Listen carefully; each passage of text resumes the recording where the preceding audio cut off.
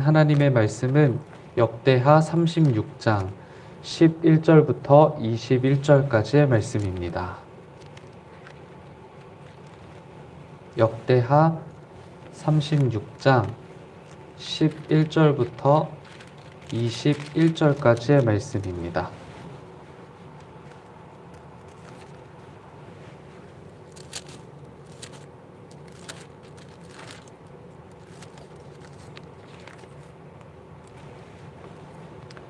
역대하 36장 11절부터 21절까지의 말씀 교독하시고 21절은 함께 읽겠습니다.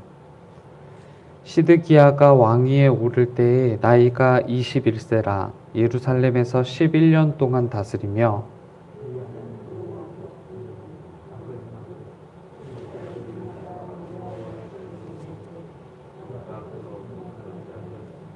또한 느부갓네살 왕이 그를 그의 하나님을 가리켜 맹세하게 하였으나 그가 왕을 배반하고 목을 곧게 하며 마음을 완악하게 하여 이스라엘 하나님 여호와께로 돌아오지 아니하였고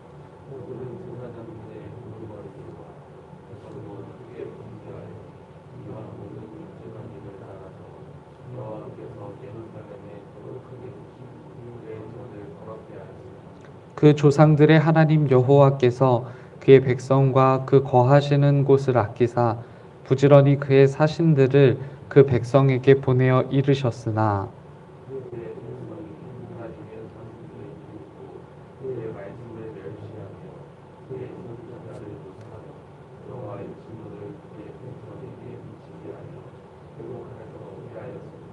하나님이 갈대아 왕의 손에 그들을 다 넘기심에 그가 와서 그들의 성전에서 칼로 청년들을 죽이며 청년 남녀와 노인과 병약한 사람을 긍휼히 여기지 아니하였으며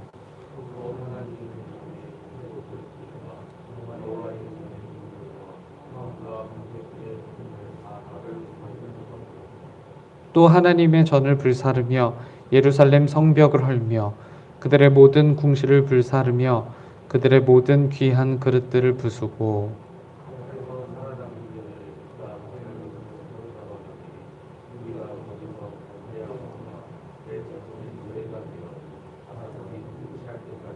함께요. 이에 토지가 황폐하여 땅이 안식년을 누림같이 안식하여 70년을 지냈으니 여호와께서 예레미야의 입으로 하신 말씀이 이루어졌더라. 아멘. 성경은 인간을 향해서 몇 가지 정의를 내리는데요. 여러 가지 단어 중 저는 개인적으로 타락이라는 단어가 우리 인간을 가장 정확하게 정의 내리는 단어가 아닐까 싶은 생각을 하곤 합니다. 저는 타락을 그렇게 이해하는데요. 하나님의 처음 의도를 담아내지 못하는 삶. 그러니까 하나님께서 분명히 우리 인간들을 향해서 그리고 이 피조 세계를 향해서 지으실 때 처음 계획하셨던 뜻과 의도가 분명히 있으셨을 텐데 그 처음의 뜻과 의도를 담아내지 못한 삶이 바로 타락이라고 정의합니다.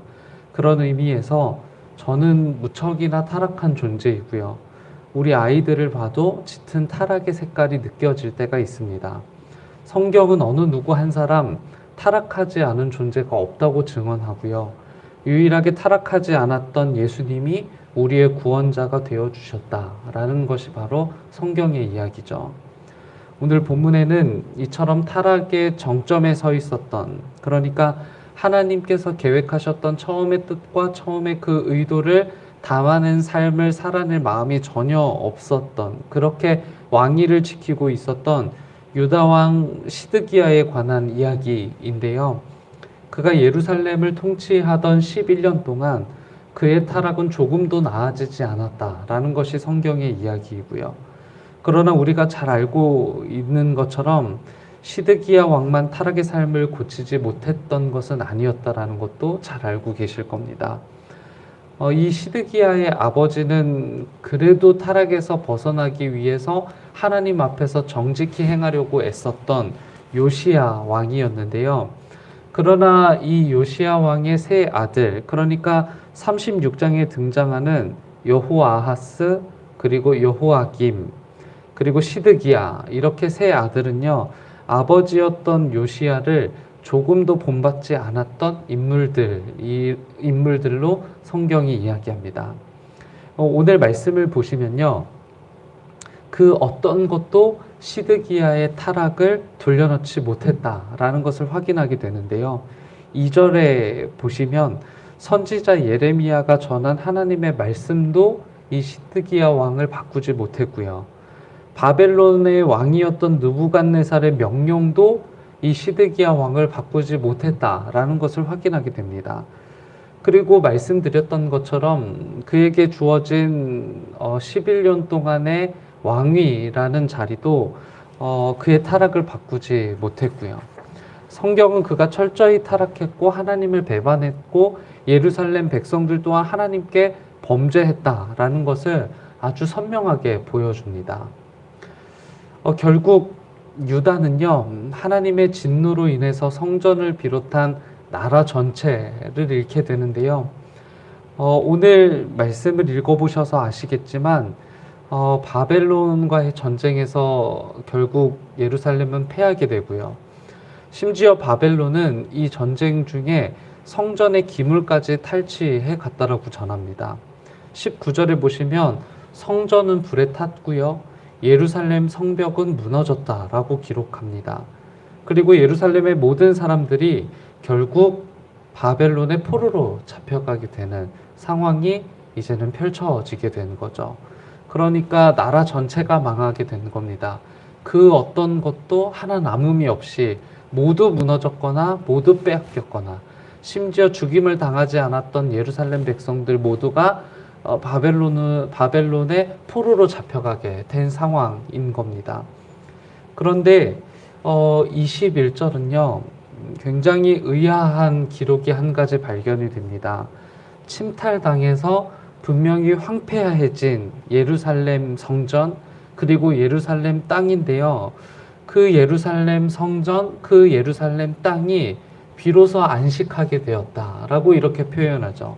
21절을 보실까요? 이렇게 기록합니다.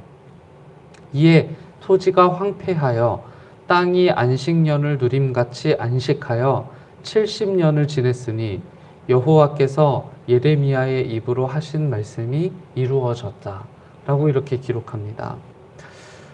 하나님이 이 땅을 향한 계획을 한 가지 가지고 계시다는 것을 알고 계실 겁니다. 모두의 구원이죠. 이 피조세계 전체를 구원하는 것이 하나님의 목표잖아요.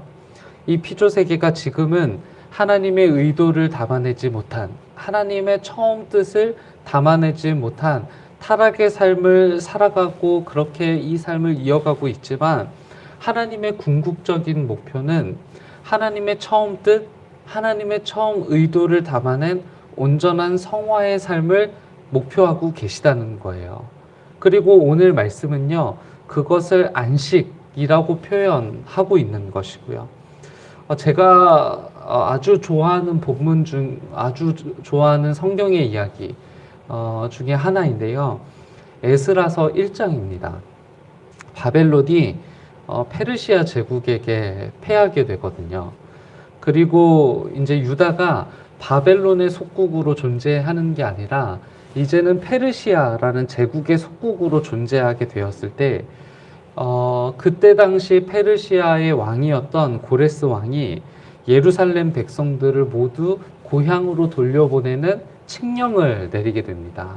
이제 고향으로 돌아가서 너희들의 하나님도 섬기고 너희들의 고향을 재건해서 살라는 명령을 내리는 거예요. 그게 이제 페르시아 제국의 정책이었던 거죠.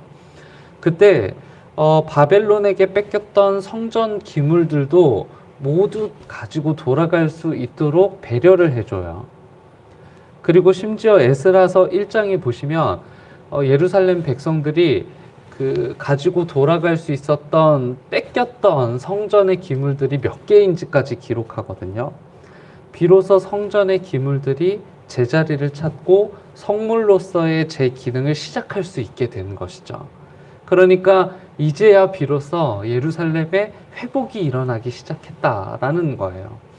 그런 의미에서 우리가 안식일로 여기는 주일, 그러니까 안식이라는 단어의 뜻도 굉장히 중요합니다.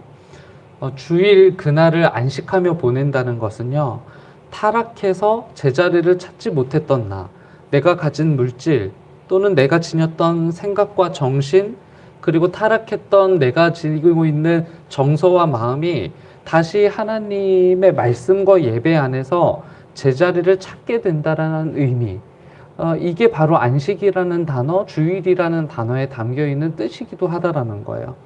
끝없이 추락하고 끝없이 타락하는 우리를 유일하게 붙잡아주는 시간이 바로 예배의 시간이고 말씀이라는 거죠. 부디 매일 우리 모두에게 안식의 시간이 주어질 수 있기를 주님의 이름으로 축복합니다. 결국 예수 그리스도께서 다시 오시면요, 완전히 제자리를 찾게 되겠죠. 예수님이 오시기 전 우리에게 제자리를 찾을 수 있도록 시드기야 왕에게 그랬듯 우리에게도 지금 기회를 주고 계신 것은 아닐지 모르겠습니다. 말씀으로, 사람으로, 상황으로 타락을 벗어날 수 있는 기회를 우리에게 주고 계시고 우리는 이 기회를 포착해야만 한다라는 겁니다. 우리 그리고 우리의 소유가 제자리를 찾을 때 하나님의 나라가 바로 거기에 있는 것이죠. 하나님의 이 땅을 향한 계획은 아주 분명합니다. 하나님께서 처음 계획하셨던 그 뜻, 하나님께서 처음 계획하셨던 그 의도가 온전해지길 바라시는 것이죠. 오늘 우리가 기도하는 우리가 그 삶을 살아갈 수 있는 우리가 될 수 있기를 주님의 이름으로 축원합니다. 함께 기도하겠습니다. 주님, 우리를 창조하실 때 하나님의 처음 의도, 그것을 온전히 담아 또는 온전히 닮아 살아갈 수는 없을지 고민입니다. 이런 고민이 허망하게 무너지는 것을 내버려두는 우리 모두가 타락한 존재이고 죄인입니다. 우리를 용서해 주옵소서. 우리의 일상마다 우리를 향해 처음 계획하셨던 그 계획과 의도가 차츰차츰 실현되기를 바랍니다. 우리가 이 땅에서 살아가는 동안 천국을 느끼고 조금이나마 천국을 살아갈 수 있도록 도와주옵소서. 제자리가 간절한 사람들이 있습니다. 병중에 계신 모든 환우들, 그리고 요양원에 계신 분들 뿐만 아니라 코로나로 고통 중에 있는 분들과 여러 개인적인 문제로 신음하며 말 못할 고민들을 떠안고 살아가는 그 모든 사람들에게 회복을 허락하옵소서. 무엇보다 타락한 우리에게도 회복이 필요합니다. 우리가 소유한 모든 것들이 하나님의 처음 의도라는 제자리를 찾아 안식을 누릴 수 있도록 도와주옵소서.